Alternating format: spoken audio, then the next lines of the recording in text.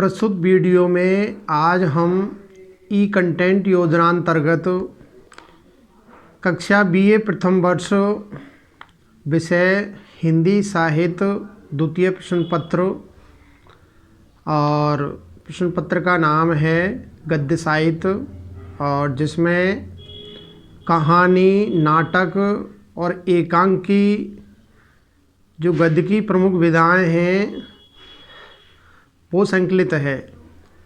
तो हम आज एक पाठ्य पुस्तक है नवरत्न कहानी संग्रह, उसमें संकलित जो 9 कहानी है उसमें से पहली कहानी हम पिछले वीडियो में उसकी 6% व्याख्याएं कर चुके हैं। उसने कहा था, जिसके लेखक है चंद्रधर शर्मा गुलेरी, उसकी कहानी थी। उसने कहा था इसका लेखक का जीवन परिचय, कहानी का कथासार और प्रमुख मार्मिक अंशों की 6% व्याख्याएं हम कर चुके हैं। और साथ साथ मुंशी प्रेमचंद द्वारा विरचित कहानी पूस की रात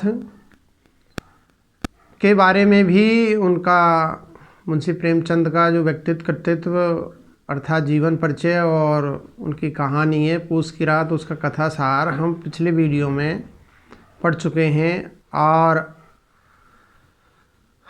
आज हम जिस कहानी की चर्चा कर रहे हैं वो मुंशी प्रेमचंद द्वारा विरचित या लिखित कहानी है पूस की रात।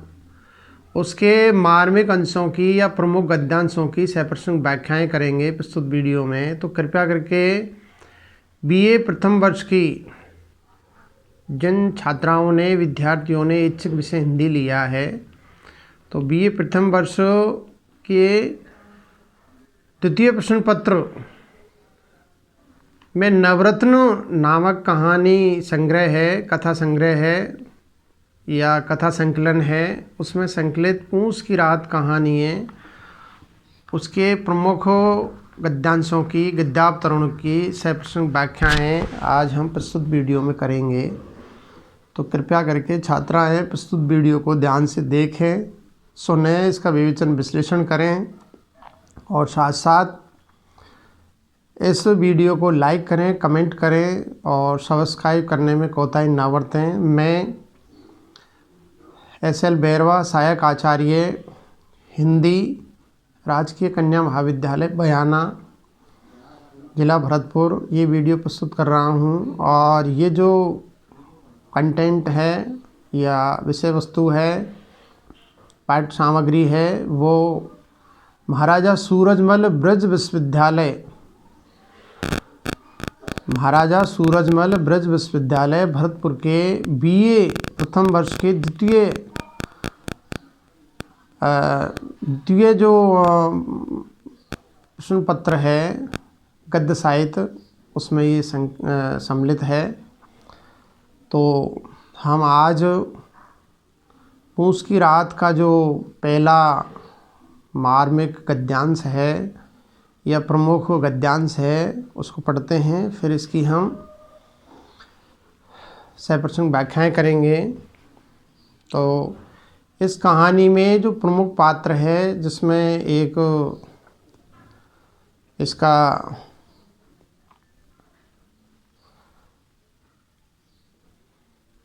पूस की रात कहानी हल्कू, धनिया, हल्कू, मुन्नी और जबरा, ये 3 ही पात्र है और इन्हीं का ही इसमें चरित्र चित्रण किया गया है। हल्कू, मुन्नी और जबरा जो कुत्ता है। तो पहला पद्यांश पढ़ते हैं। मुन्नी उसके पास से दूर हट गई और आंखें तरेरती हुई बोली, कर चुके दूसरा उपाय, जरा सुनूं कौन उपाय करोगे? कोई खेरात दे देगा कंबल, न जाने कितनी बाकी है जो किस तरह चुकने, किसी तरह चुकने ही नहीं आती। मैं कहती हूँ तुम क्यों नहीं खेती छोड़ देते, मर कर काम करो, उपज हो तो बाकी दे दो, चलो छुट्टी हुई, बाकी चुकाने के लिए ही तो हमारा जन्म हुआ है। पेट के लिए मजूरी करो, ऐसी खेती से बाज आए, मैं रुपये न दूंगी न दूंगी। अब हम प्रस्तुत गद्यांश की या गद्यावतरण की या प्रमुख अंश की व्याख्या के 4 सोपानों के आधार पर इसकी सप्रसंग व्याख्याएं करेंगे। तो व्याख्या के 4 सोपान है: संदर्भ, प्रसंग, भावार्थ और टिप्पणी।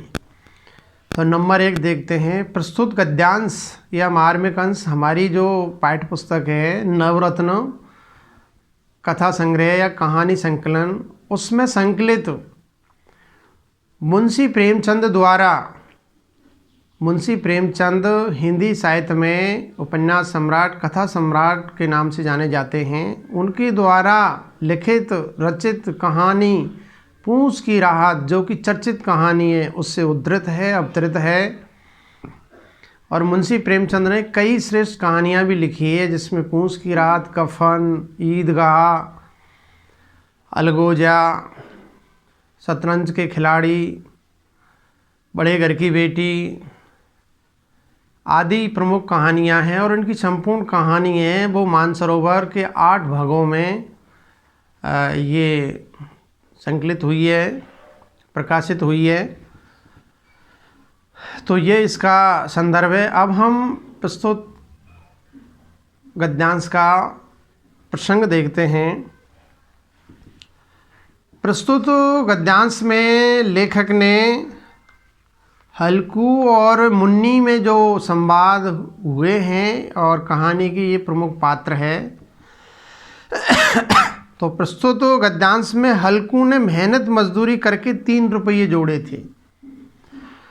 वह इन रुपयों से सर्दी के लिए या सर्दी से बचने के लिए एक कंबल खरीदना चाहता है, लेकिन सेना साहूकार उससे कर्ज वसूल करने आ जाता है, क्योंकि सेना से इन्होंने कभी कर्ज लिया था। हल्कू कर्ज अदा करना चाहता है, देना चाहता है उसको, लेकिन उसकी पत्नी मुन्नी है, उससे रुपया देने से इनकार कर देती है और कहती है कि ये 3 रुपये का आप खेत की रखवाली करोगे तो आपके पास में कंबल नहीं है, तो कंबल खरीदना है, इसलिए वो देने से मना कर देती है। इसी संबंध में कहानीकार ने मुन्नी के मनोभावों का यहाँ चित्रण किया है, वर्णन किया है। तो ये इसका गद्यांश का प्रसंग है। अब हम इसका भावार्थ देखते हैं, इसका सरल अर्थ देखते हैं। प्रस्तुत गद्यांश में हल्कू ने कहा कि मैं इस समय ये 3 रुपये सेना साहूकार को देकर अपना गला छुड़ा देता हूँ तथा कंबल खरीदने के लिए रुपयों का कोई दूसरा उपाय कर लूँगा, कोई और व्यवस्था कर लूँगा। परंतु मुन्नी रुपये न देने के उद्देश्य से दूर हो गई और अपनी आँखों में बांकापन लाते हुए, टेढ़ी होती हुई उसने कहा कि आप इस समय रुपये तो दे दोगे, किंतु यह जो कह रहे हो कि मैं कंबल के लिए रुपयों का कोई दूसरा प्रबंध कर लूँगा, वह गलत कह रहे हो, क्योंकि रुपयों का कोई दूसरा प्रबंध हो ही नहीं सकता। यदि आप दूसरा उपाय कर सकते हो तो रुपया देने से पहले उस दूसरे उपाय को मुझे बताओ कि क्या है आपके पास में दूसरा उपाय, जिससे मैं भी आश्वस्त हो सकूं कि जो दूसरा उपाय आपने सोचा है वह संभव है कि नहीं। लेकिन सत्य तो यह है कि रुपयों के लिए कोई दूसरा उपाय हो ही नहीं सकता, क्योंकि हम पर बहुत अधिक कर्ज बाकी है और इस दशा में, इस स्थिति में किसी से भी कर्ज न मिल सकेगा। कर्ज से यदि रुपये न मिलेंगे तो फिर ठंड से बचने के लिए कंबल खरीदा ही नहीं जा सकेगा, क्योंकि बिना रुपयों के हमें कोई दान में कंबल नहीं दे देगा। हमें तो अभी काफ़ी कर्ज चुकाना है, ये कर्ज किसी भी प्रकार चुकने में नहीं आ पाता है। मैं तो आपसे यही कहती हूँ कि इस प्रकार कर्ज सहकर खेती करने से क्या लाभ कि बराबर ऋण भार सिर पर चढ़ता जाए और जब थोड़ी फसल उगे भी तो वह बाकी चुकाने में चली जाए तथा जीविका के लिए मजदूरी करनी पड़े। क्या हमारा जन्म बाकी चुकाने और पेट भरने के लिए मजदूरी करने के लिए ही हुआ है? ऐसी खेती को हाथ जोड़ो और मेरा कहना मानकर खेती करना छोड़ दो, इसी में भला है। इस प्रकार खेती करने से तो सामान्य मजदूरी पर निर्भर रहना ही अच्छा है। मैं आपसे यह स्पष्ट कहती हूँ कि आप कंबल खरीदने के लिए रुपये जुटाने हेतु कोई दूसरा उपाय नहीं कर सकोगे। इसलिए आप चाहे जितना कहो, मैं आपको कर्ज अदा करने के लिए किसी भी कीमत पर रुपये नहीं दूंगी। उसने साफ मना कर दिया। अब हम इस गद्यांश का साहित्यिक सामाजिक विश्लेषण करते हैं। प्रस्तुत गद्यांश में या गद्यावतरण में लेखक ने ये स्पष्ट तौर पर कहा है कि हमारे देश में प्राचीन समय में जमींदारी प्रथा थी। इस कारण छोटे किसानों का शोषण होता रहा। परिणाम स्वरूप कठिन परिश्रम करके भी वे अभावग्रस्त जीवन ही जीते रहे। इस बात का इसमें जिक्र किया गया है। और प्रस्तुत गद्यांश की भाषा सरल स्वाभाविक होने के साथ ही मुहावरेदार है। इसमें मर कर काम करो, चलो छुट्टी हुई, बाज आए मुहावरा का सहज प्रयोग हुआ है। अब अगला पद पढ़ते हैं या गद्यांश पढ़ते हैं। कल से मत आना मेरे साथ, नहीं तो ठंडे हो जाओगे। यह राण पछुआ न जाने कहाँ से बर्फ़ लिए आ रही है। उठूँ फिर एक चिलम भरूँ, किसी तरह रात तो कटे। 8 चिलम तो पी चुका, यह खेती का मज़ा है। और एक भगवान ऐसे पड़े हैं जिनके पास जाड़ा जाए तो गर्मी से घबरा कर भाग जाए। मोटे मोटे गद्दे, लिहाफ, कंबल, मजाल है जाड़े का गुजर हो जाए। तकदीर की खूबी है, मजदूरी हम करें और मज़ा दूसरा लूटे। अब हम इस गद्यांश की सप्रसंग व्याख्याएँ करेंगे, व्याख्या के 4 सोपानों के आधार पर। तो पहले हम इसका संदर्भ देखते हैं। प्रस्तुत गद्यांश या गद्यावतरण हमारी पाठ्य पुस्तक नवरत्न कहानी संग्रह में संकलित मुंशी प्रेमचंद द्वारा विरचित कहानी पूस की रात से उद्धृत है, अवतरित है। अब हम इसका प्रसंग देखते हैं। प्रस्तुत गद्यांश में यहाँ हल्कू का कथन है, जो कि कहानी का नायक है, प्रमुख पात्र है। रात में खेती की रखवाली करते समय उसका जबरा नामक जो कुत्ता है वो बार बार भौंकता रहता है। वह जाड़े से भी ठिठुरता रहता है। तब हल्कू उससे आत्मीयता, अपनापन प्रकट करते हुए किसानों के शोषित जीवन को लेकर व्यथित होता है। इसी बात का इस गद्यांश में चित्रण किया गया है। तो अब हम इसका भावार्थ देखते हैं। प्रस्तुत गद्यांश में हल्कू ने अपने हाथ से जबरा कुत्ते की ठंडी पीठ को सहलाते हुए कहा कि पूस की रात में हाड़ कपाने वाली सर्दी पड़ रही है, इसलिए तुम कल से मेरे साथ खेत पर मत आना, क्योंकि यहाँ आने से तुम्हें प्राण गंवाने पड़ सकते हैं।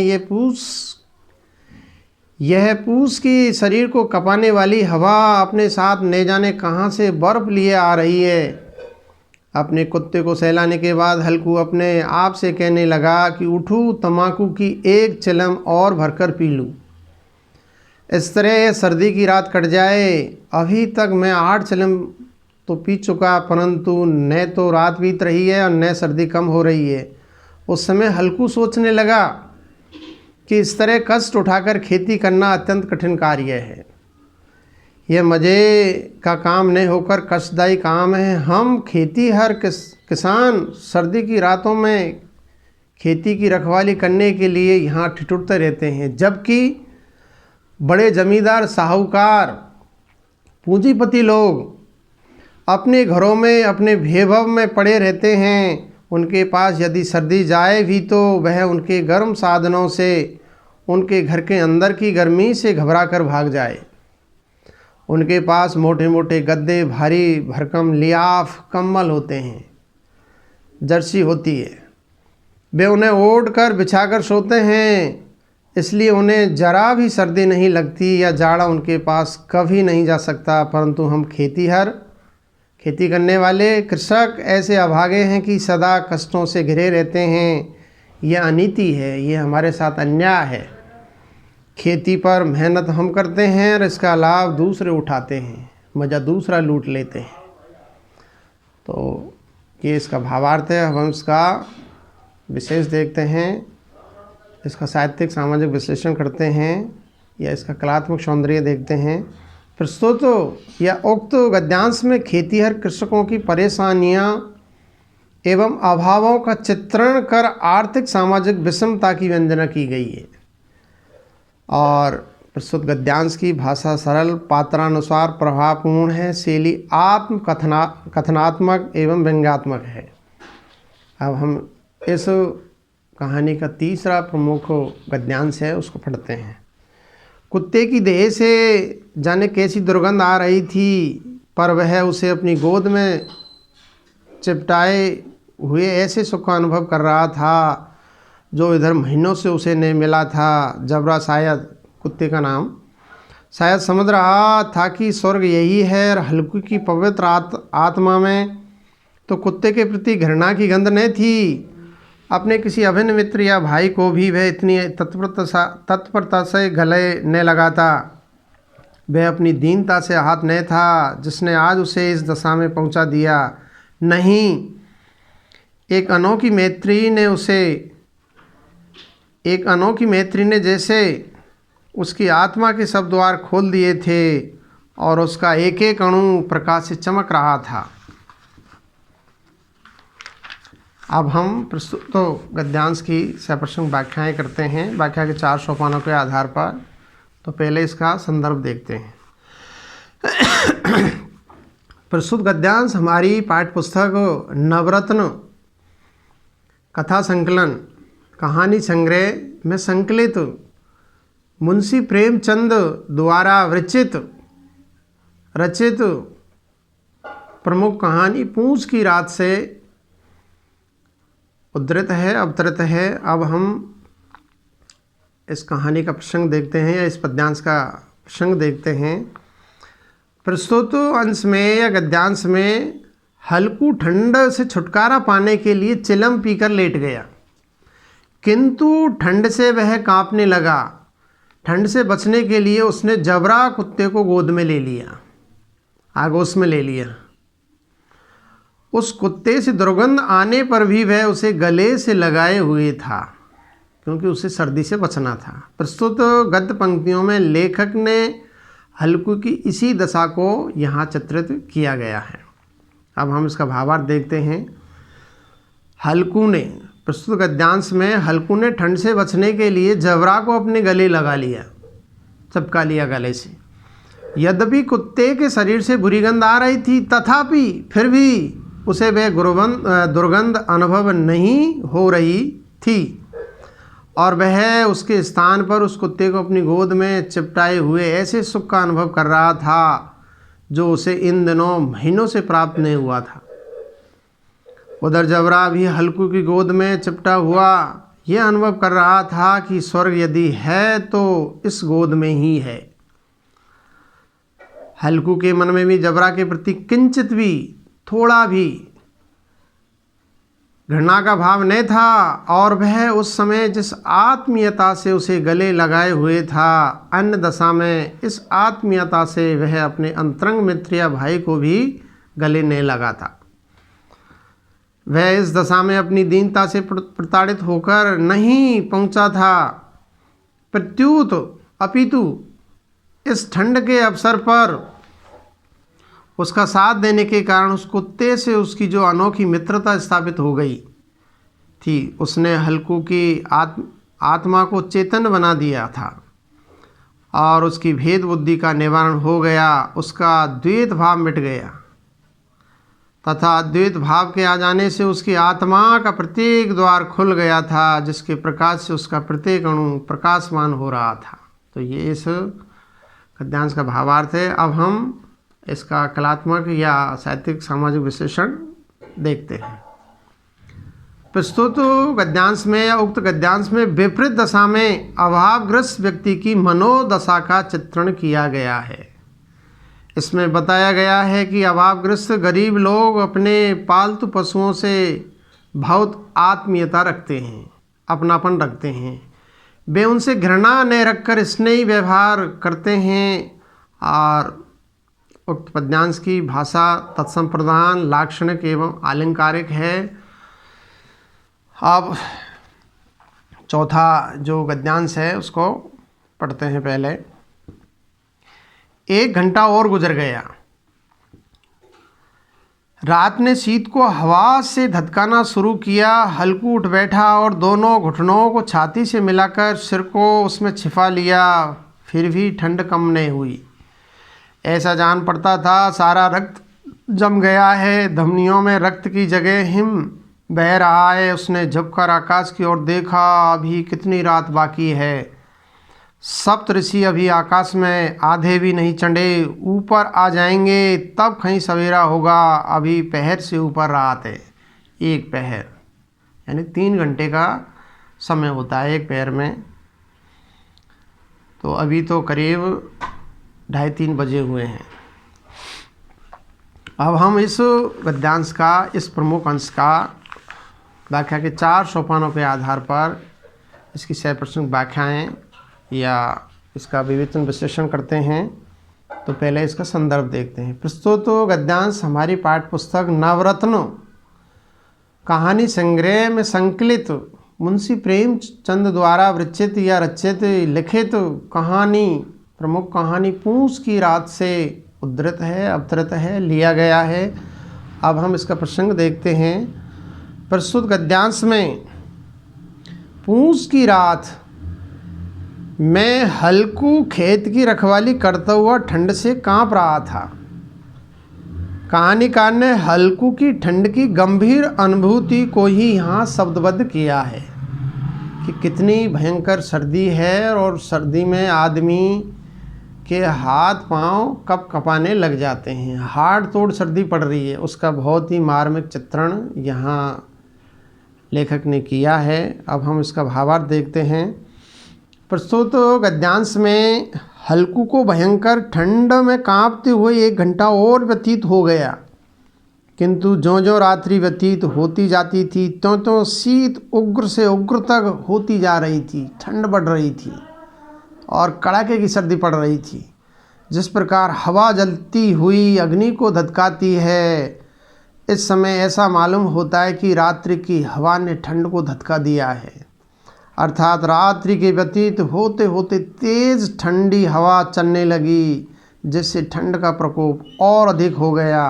अब हल्कू खटोले पर लेटा नहीं रह सका, उसे नींद नहीं आ रही थी और वह उठकर बैठ गया। उसने ठंड से बचने के लिए अपने दोनों घुटने छाती से मिला लिए तथा अपने मुख को घुटनों के बीच छिपा लिया, लेकिन ठंड इससे भी कम नहीं हुई। उस समय हल्कू ठंड की भयंकर अनुभूति कर रहा था। जोरदार ठंड लग रही थी उसे ऐसा ज्ञात हो रहा था मानो उसका रक्त जम गया है।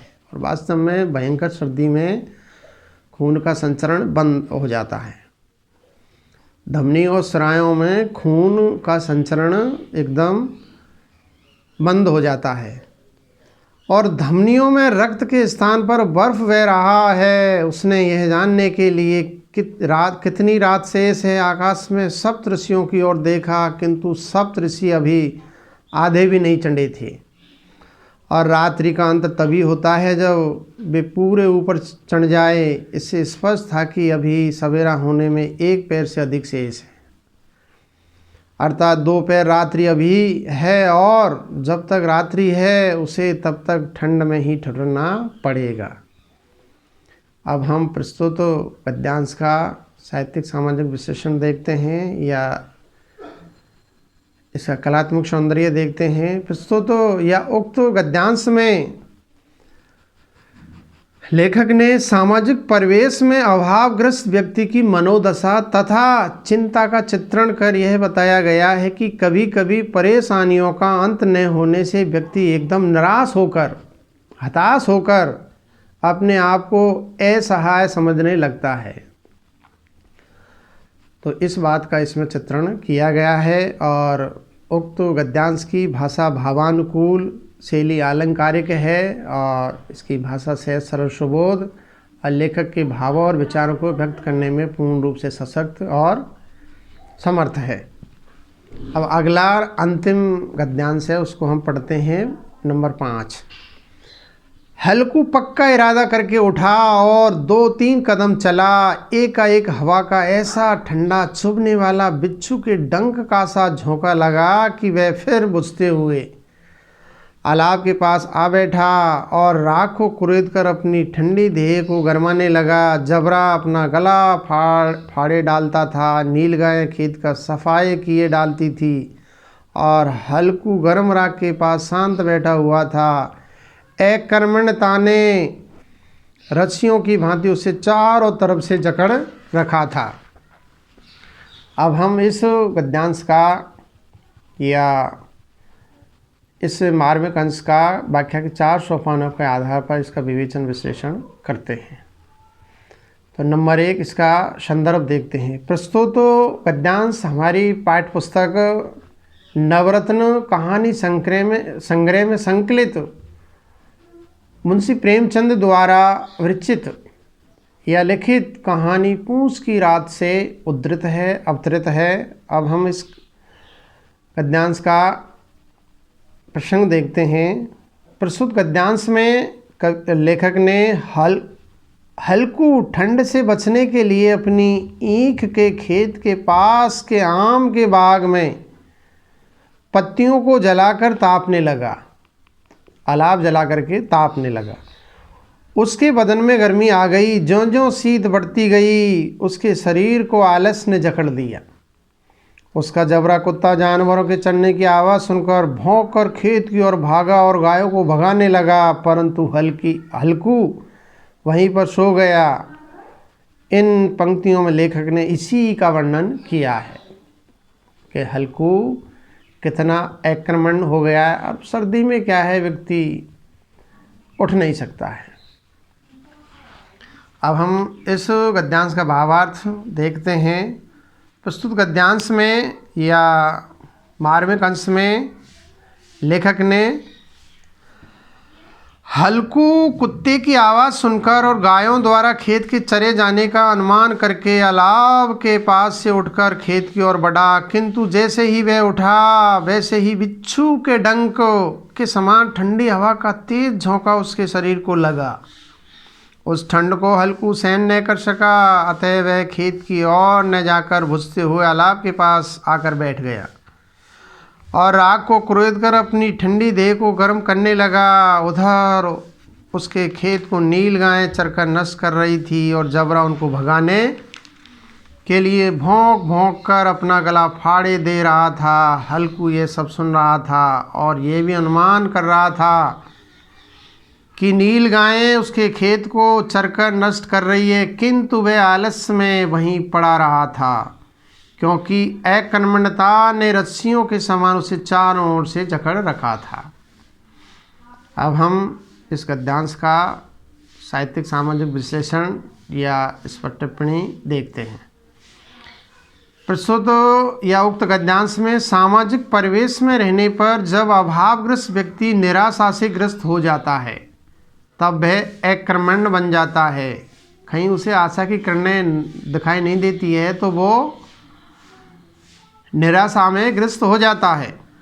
यहाँ इसी दृष्टि से पात्र की मनोदशा अकर्मण्यता का कारण सहित स्वाभाविक चित्रण किया गया है। भाषा तत्संप्रधान एवं अलंकारक है, शैली वर्णनात्मक है और इस गद्यांश की भाषा सहज सरल सुबोध और लेखक के भावों को व्यक्त करने में पूर्ण रूप से सशक्त और समर्थ है।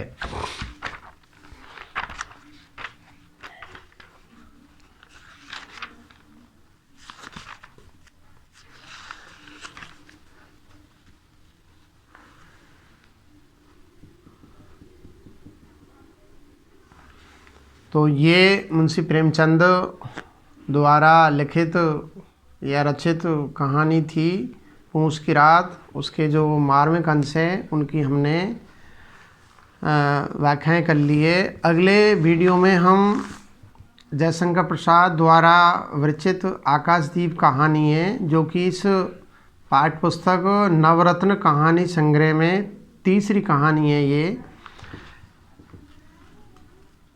तो इसका हम पहले जयशंकर प्रसाद का जीवन परिचय, फिर कहानी का सार और फिर इसके जो मार्मिक अंश है, प्रमुख गद्यांश है, उनकी सप्रसंग व्याख्याएं करेंगे। तो छात्राएं प्रस्तुत वीडियो को ध्यान से देखें, सुनें और इसका विवेचन विश्लेषण करें। यदि कोई त्रुटि है या कोई इसमें गलती हो गई है तो उसकी और मेरा ध्यान आकृष्ट करें। धन्यवाद, नमस्कार।